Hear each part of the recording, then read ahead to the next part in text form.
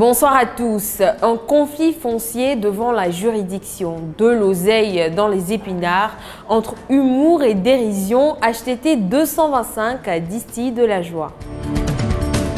Saisi d'une polémique autour d'un terrain de 588 mètres carrés au quartier CAFOP de Mans, la justice est rendue sur les lieux le dimanche dernier pour constater les faits.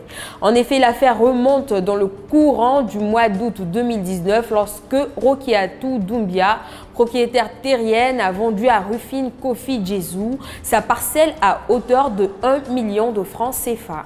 Cependant, ce dernier a constaté le 17 octobre 2020 que Lassine Doumbia menait des travaux de construction sur le même terrain. Interrogé par Rufin Kofi Djezou, il dit avoir acheté ce terrain aux mains de Rokiatou Sanogo. Pour tirer l'affaire au clair, les deux antagonistes se sont rendus au domicile de Rokiatou Sanogo. En ce lieu, ses enfants ont confirmé que leur génitrice est propriétaire de plusieurs terrains qu'elle a fait lotir dans plusieurs quartiers. Ainsi, les deux hommes ont décidé de mener des actions juridiques pour conserver le terrain ou se voir restituer la totalité de leur argent. Aïcha Diarra est devenue vendeuse d'épinards dans son quartier paillé d'Adjamé depuis 2016. Chaque matin, elle sort de chez elle avec plusieurs bottes de ces végétaux utilisés en cuisine pour des sauces afin de les vendre à 100 francs CFA l'unité. Pour Aïcha, le commerce des épinards est une activité qui l'aide à soutenir son homme et à joindre les deux bouts.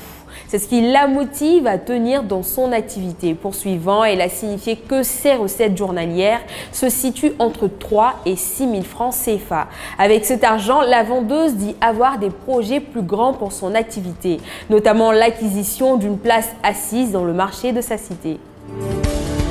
Si les mots ont des synonymes, il y a des personnes dont le synonyme du nom est talent. David Omopio, connu sous le nom de HTT 225, est l'un de ces derniers. En effet, ce web humoriste se distingue grâce à ses multiples talents. Sur la toile, il est une coqueluche dont l'histoire avec la comédie musicale débute en 2016. Dans le courant de l'année 2019, il s'illustre de la plus belle des manières. Pour faire la promotion de ses mouchoirs, il chante sur le titre « Reine » du célèbre artiste Dadju.